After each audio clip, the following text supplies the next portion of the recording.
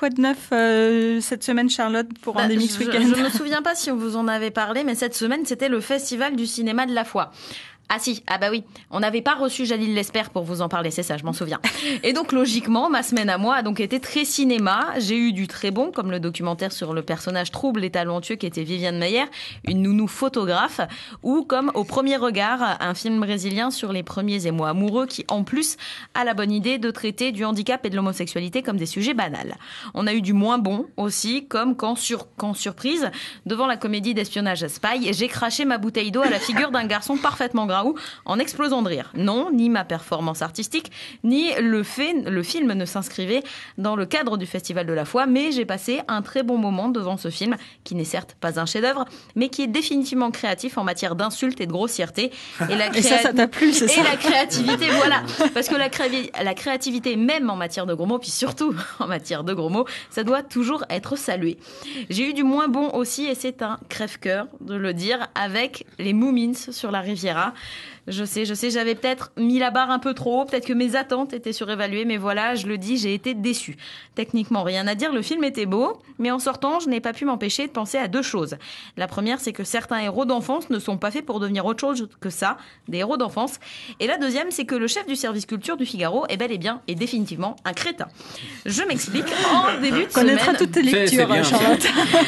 Je m'explique en début de semaine. Non, ça a fait pas mal le tour de la toile en début de semaine. Le monsieur qui s'appelle François Aubel a publié un message sur Twitter. Il y disait en gros qu'il n'aime pas Vice Versa et qu'il ne comprend pas l'engouement autour de cette dernière production des studios Pixar. Soit.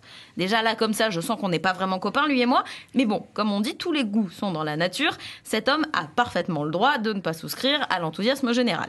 Par contre, son tweet suivant...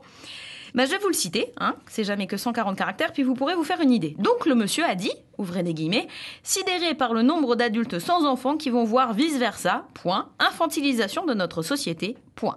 Fermez les guillemets. Voilà. Je ne sais pas si Monsieur Aubel est choqué par le fait que des adultes aillent voir des films d'animation en général, ou ce film d'animation en particulier, mais dans un cas comme dans l'autre, ça m'a laissé plutôt songeuse. Déjà, c'est quoi ce jugement à l'emporte-pièce et cette sentence moralisatrice? Ensuite, ce monsieur... Ah oui, tu t'es senti directement visé, en fait. Non, pas forcément, mais je suis pas la seule. Oui. Déjà, mais en même temps, le monsieur travaille dans la culture, quand même. Donc, si jamais... Au Figaro, d'abord. Oui, mais quand même dans la culture, c'est le directeur du service culture. Donc au bout d'un moment, s'il a bien fait ses devoirs, et j'espère que c'est le cas, il sait que les films d'animation, c'est pas vraiment un genre qui est réservé aux enfants. Par exemple, Le Tombeau des Lucioles. D'accord, j'ai failli m'endormir.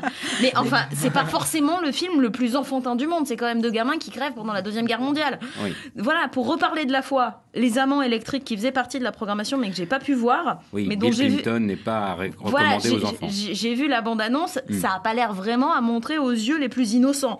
Pour reparler de Pixar, et si on doit en citer qu'un, Wall-E, c'est pas à la portée du premier bambin qui passe. Pour le coup, moi, c'est des choupis que j'ai vu s'endormir pendant Wall-E. Et il y a un grand nombre des autres productions de ce type qui parlent aussi bien aux grands qu'aux moins grands. Alors que les Moomins, non.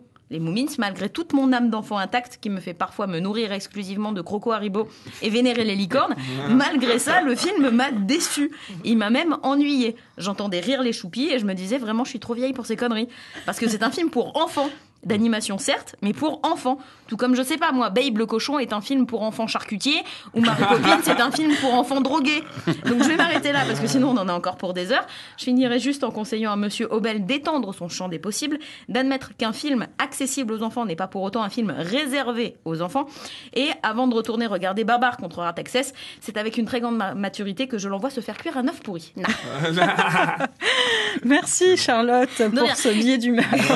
Et juste, vu qu'on parlait du Festival de la foi, la remise des prix avait lieu hier.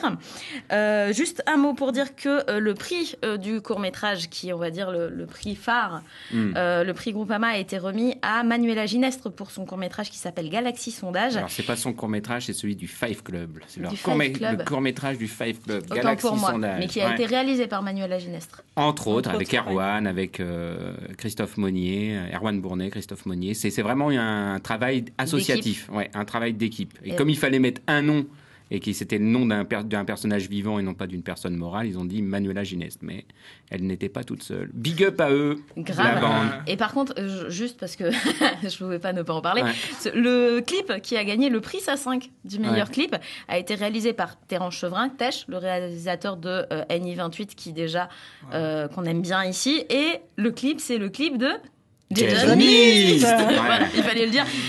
Parce que comment allez, rater dis-nous qui c'est le prix du jury Jeune Talent. Parce que ça me fait plaisir aussi. Le prix du jury Jeune Talent, c'est Paranoia. Non, ça c'est... l'autre, le prix d'encouragement. Non, pas le prix le prix d'encouragement. soutenu par le vice-rectorat. Ouais. Par le prix soutenu par le vice-rectorat, le Peuple Arc-en-Ciel, du groupe scolaire Henri Martinet de Tontouta. Qu'on salue aussi, big up. Voilà. C'est chouette.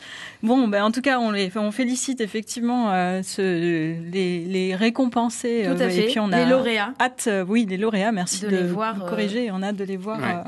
Sur les clés du Cagou, sûrement, ils seront diffusés.